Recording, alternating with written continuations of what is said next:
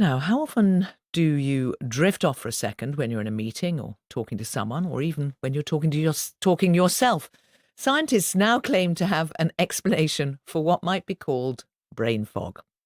Before we hear that explanation, we thought it worth checking how widespread the phenomenon is. So my colleague Lucy went out to catch people heading into work this morning. Oh, I can see Vernon Kay just going through the door. Vernon, did you get a good sleep last night?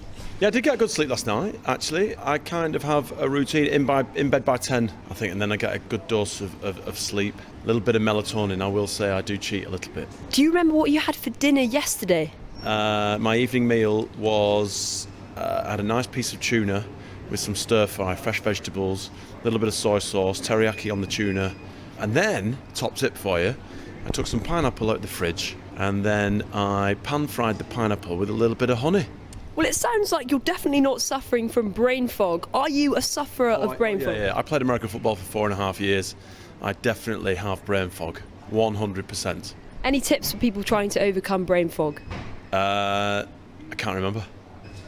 I've spotted the boss. Hello. Lucy, I'm coming in late.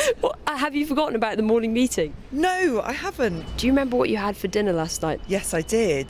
Do I? Yes, I had sea bass and roasted vegetables and rice. Do you ever get brain fog? Always.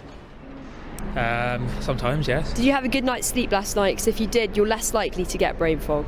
It was okay, yeah. But, Okay, so there might be a little bit of brain fog. bit of brain fog. Can we test it? Do you remember what you had for dinner last night?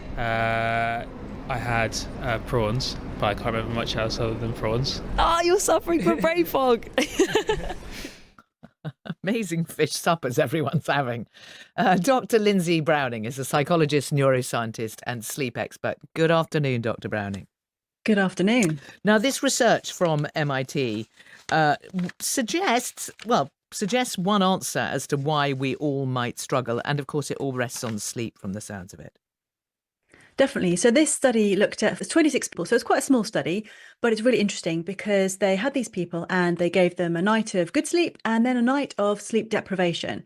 And they monitored their brain activity while they did tasks. And after the night of having no sleep, what they found was in moments of slow reaction times, not being able to answer a question very well, that they saw that cerebrospinal fluid, which is a fluid that goes from our spine and it physically washes over our brain during our sleep, that there were pulses of this cerebrospinal fluid happening when they were awake answering these questions when they were a little bit foggy.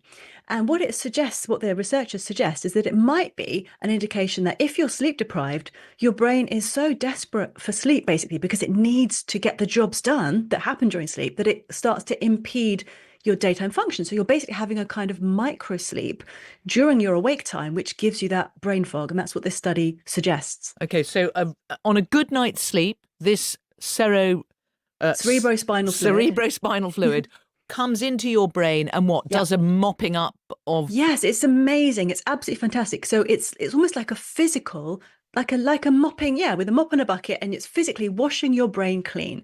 And we know that when people are sleep deprived, there's a build-up of a thing called amyloid plaques, which are these sort of sticky substances in the brain that can be associated with Alzheimer's disease. And if you're not getting enough sleep, your brain doesn't have time to wash away the amyloid plaques with the cerebrospinal fluid. And that's why we think that Alzheimer's disease is linked to poor short sleep, because you're not having enough time at night to get these jobs done. So this is just a fascinating study to show that maybe your brain's doing it for you a little bit during the day, because it's so important that these processes get done. And remarkably, they were able to show these sort of moments of flushing at just that moment of a lapse of concentration. Yes, and also they found that pupils constricted a little bit as well, and that's also a sign of sort of losing focus as well. So like I said, it was 26 people, but it's really fascinating and would love to see some more studies looking at this in a bit more depth. But we absolutely know, as you know, I'm a sleep expert, I work with people with insomnia. When people are sleep deprived, they all describe being unable to concentrate the next day, brain fog, difficulty to reaction time. So we know that a lack of sleep has a significant impact on the next day. This is just looking at biologically how that might be explained. Dr Lindsay Browning, thank you very much.